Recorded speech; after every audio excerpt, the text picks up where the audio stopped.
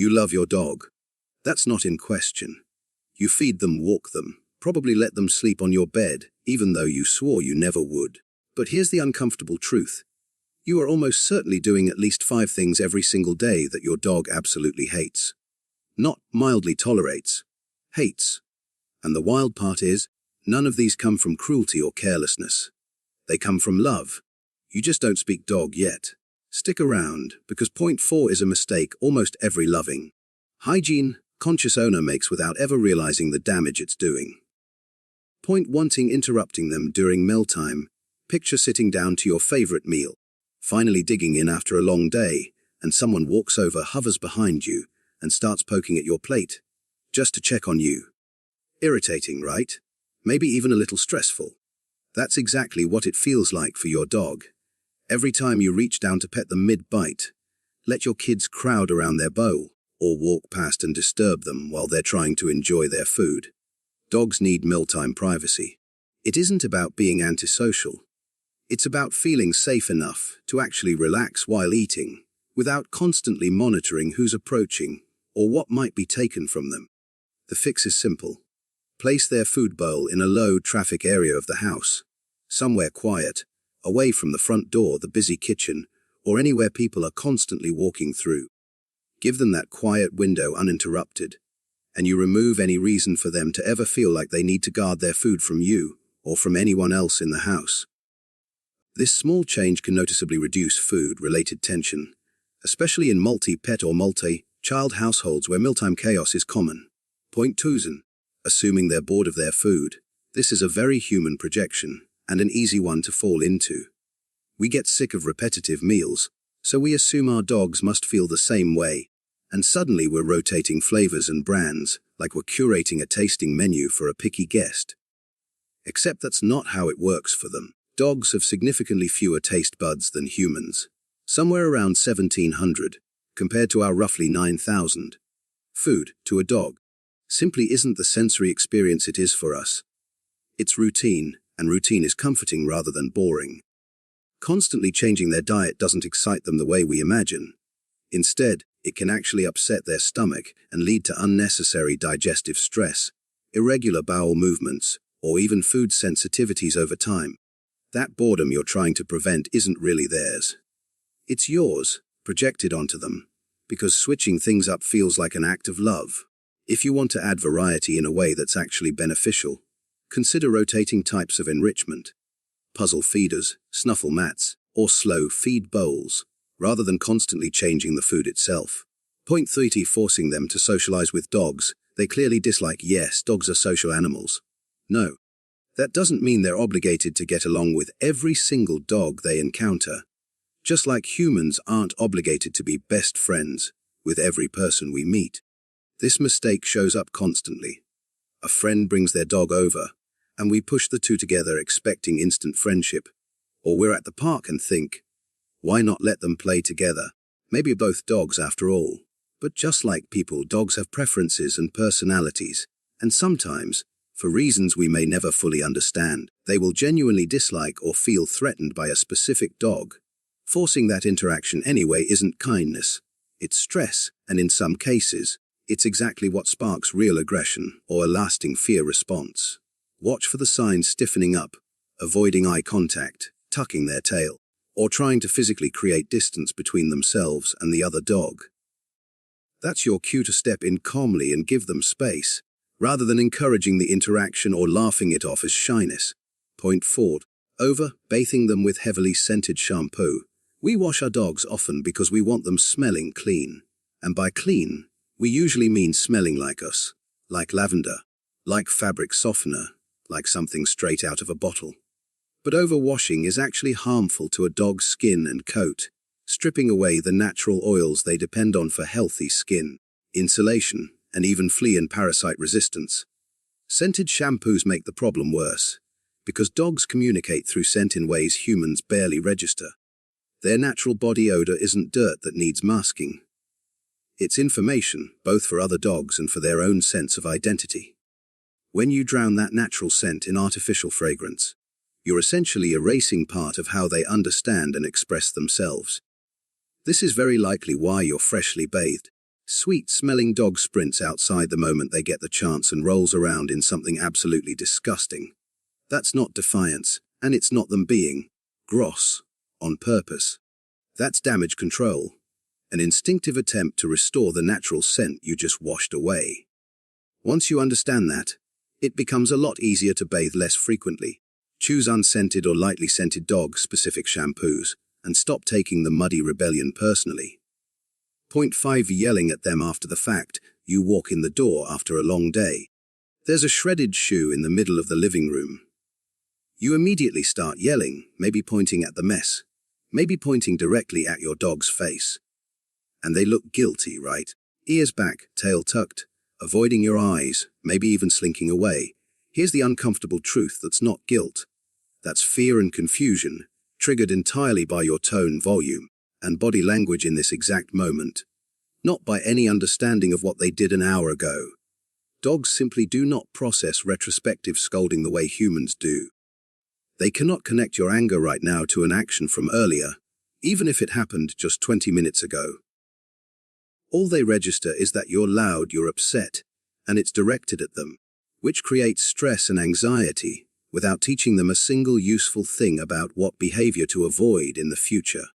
What actually works is positive reinforcement, rewarding the behavior you want to see with treats, praise, or attention, and calmly ignoring or redirecting the behavior you don't want. Yelling doesn't produce a smarter, better-behaved dog. It produces a more anxious one who has simply learned to fear your homecoming. Point 6. Ignoring their need for cooling in extreme heat. Dogs don't sweat through their skin the way humans do. They regulate their body temperature, primarily through panting, along with a small amount of sweating through their paw pads. That means extreme summer heat isn't just uncomfortable for them. It can be genuinely dangerous, even life-threatening in severe cases like heat stroke. Access to shade, cool indoor air, and plenty of fresh water isn't optional during hot months. It's essential, especially for older dogs, overweight dogs, or flat-faced breeds who struggle to regulate heat efficiently. Leaving them out in the yard on a scorching afternoon, assuming they'll find shade if they need it, can quietly put them in real danger before you even notice something is wrong. Signs of overheating include excessive panting, drooling, lethargy, and disorientation, and by the time these symptoms are obvious, the situation can already be serious. During heat waves, limit outdoor activity to early mornings or evenings, and never leave a dog in a parked car even briefly. Point 7. Walking them on a tight, tense leash. Dogs are incredibly perceptive of physical tension, and the leash is a direct communication line between you and them, transmitting far more information than most owners realize. When you grip it tightly, because you're nervous about another dog approaching, running late for an appointment, or just generally anxious about something unrelated entirely, your dog feels that tension travels straight down the leash to their neck and collar. A tight leash doesn't just communicate your stress. It can cause actual physical discomfort or frustration, particularly with certain types of collars, and over time it teaches your dog to associate walks with tension instead of enjoyment and freedom. A loose leash, by contrast, keeps them noticeably calmer, because it signals that everything is fine, and there's nothing to be on guard about. Next time you notice your grip tightening mid-walk, take a breath, consciously relax your hand, and give the leash a little slack. Your dog will feel the difference almost immediately. Point 8. Underestimating how loud things sound to them. A dog's hearing is dramatically more sensitive than ours. They can pick up sounds roughly 4 times farther away than humans can, across a much wider range of frequencies. So when we blast music, live near sirens, or treat fireworks and thunderstorms as background noise we can simply tune out, we forget that the same sound is amplified into something genuinely overwhelming for our dogs. Loud music, sudden sirens, fireworks, and thunder aren't minor annoyances to them. They're genuine sources of severe stress, and over repeated exposure, they can develop into lasting noise phobia, which shows up as trembling, hiding, panting, or even attempting to escape the house. Giving them a quiet, safe space during loud events, a covered crate, a back room away from windows, or calming background noise like a fan or white noise machine, isn't overprotective. It's basic empathy for a nervous system that is simply wired to experience sound very differently than ours. Point 9. Leaving them alone for excessively long stretches. Life happens, work happens, and sometimes you're genuinely gone 8, 9, 10 hours straight with no way around it given your schedule. But it's worth being honest about the impact this has. Leaving a dog alone for 10 or more hours on a regular, ongoing basis can trigger real separation anxiety. Destructive behavior like chewing furniture, excessive barking that bothers neighbors, and in more serious cases, genuine depression. Your dog isn't a decorative companion, patiently waiting by the door all day with nothing else on their mind.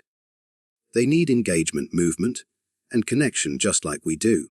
If your schedule regularly keeps you away that long, something as simple as hiring a midday dog walker, enrolling them in doggy daycare a few days a week, or leaving behind extra mental stimulation like puzzle toys can make a meaningful difference in how they cope with the isolation. Point 10. Not being aware of your own emotional state around them. Your dog doesn't just react to your actions, they mirror your emotions in ways that go far beyond simple observation. Dogs are extraordinarily intuitive, and if you're going through a prolonged period of stress, sadness, or depression, your dog can absorb that energy too, becoming anxious, withdrawn, or even physically unwell as a result of prolonged exposure to your emotional state. It's not something you're doing to them intentionally, and it's certainly not something to feel guilty about, but it is a powerful reminder of how deeply their well-being is tied to yours, and how caring for your own mental health can, in a very real sense, be part of caring for theirs too. Point 11. Pushing them aside when a new baby arrives, ignoring your dog during that major adjustment period, often causes real distress, especially since dogs thrive on routine and consistency, both of which get upended when a newborn enters the home. Keeping them involved, rather than sidelined and forgotten in the chaos, isn't just kender. Studies actually show that babies who grow up around pets tend to have higher serotonin levels, the chemical linked directly to happiness and emotional regulation. Keeping your dog close, maintaining as much of their routine as possible, and involving them gently in the new family dynamic genuinely benefits everyone under that roof, not just the dog. It reduces their anxiety during a confusing transition, and it sets the foundation for a lifelong bond between your dog and your child. None of this makes you a bad owner. Every single mistake on this list comes from love, from wanting your dog to feel clean, comforted, disciplined, secure, or included in the family. But love without understanding can still miss the mark in ways that quietly affect your dog every day. Dogs don't speak our language, and if we're honest, we don't always speak theirs either. Once you learn what they're actually communicating, through their eyes, their body language, their bark, even the tension running down a leash, you stop guessing and start genuinely understanding them. And that's the real difference between an owner who simply loves their dog and an owner their dog feels truly, deeply understood by.